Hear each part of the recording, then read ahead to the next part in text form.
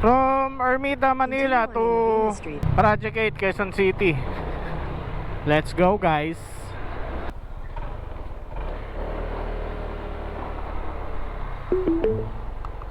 Your destination is on the left.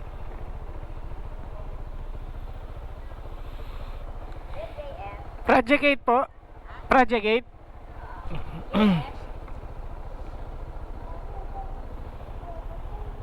Joanna Marie.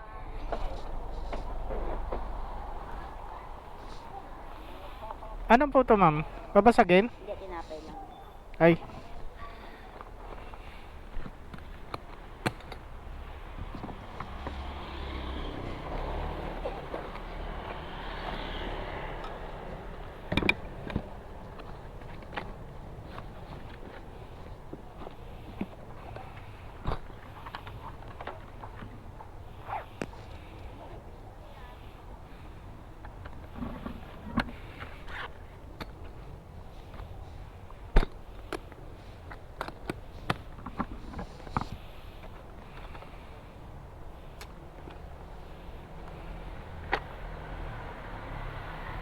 Wait lang, mama.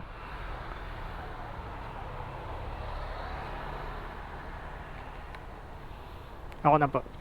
Para mabait ko, no. Wait lang, mahigpitan ko lang po, ha. Kanina pa ho kayo naghihintay, ma'am. Hindi naman. Tapos, ma'am, to, lapit nyo lang konti, ha. Para saan yan? Baka bigla kayong kumanta, eh. Teka lang, ma'am, iwas ko sa tubig. Sige po.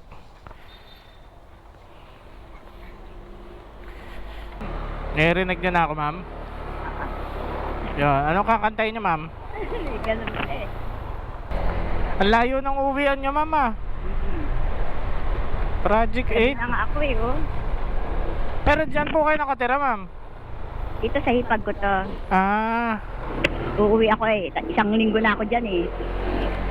nagsawa kayo, no? Namiss nyo yung mga tao doon sa inyo. Nahanap na ako ng anak ko. Alin, yung kausap ko? Oo, anak ko yun. Ako, yari kayo, ma'am. Mukhang mainit ulo. Kuya, walang traffic? Hmm, Wala no, kasi gabi na eh. hindi ko masabi kasi galing ako sa traffic, eh. Dami kasing Christmas party ngayon. Yun nga ho, eh. Parang wala rin. Parang hindi rin. Kasi walang nagbibigay sa akin ng pamasko, eh. Pag-LRT sana ako eh. Pagod na ako eh. Ilan taon na yung anak niya, ma'am? Yung kausap ko? Bata pa yun, 19. 19. Mag-iisa lang anak niya? Dalawa. Dami kong tanong na yun, oh. Pasensya na po, ha. Makulit ako, eh. 2 beses na yan!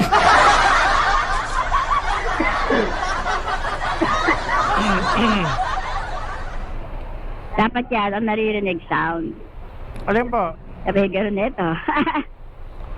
Wala, lobat yung ano ko, eh. Yung Halo ba? pang music ko, eh. Tsaka kinabit ko to pang ano to, ma'am, eh. Pang chismisan. Eh, joke lang, ma'am, ha. Ngayon ako nakasakay ng may ganito ah. Parati ako nagmumotor. Ay, ganun po. Ngayon ako nakasakay na Oo. may mic pa. Para, ibig sabihin niya, para hindi nyo po ako kalimutan. Ganun. Opo.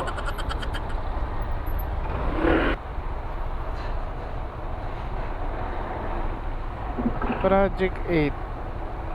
Ugad lawin. Doon po ba to sa may ano? Sa likod ng Quezon City General. Yun po ba yun? Ugad lawin.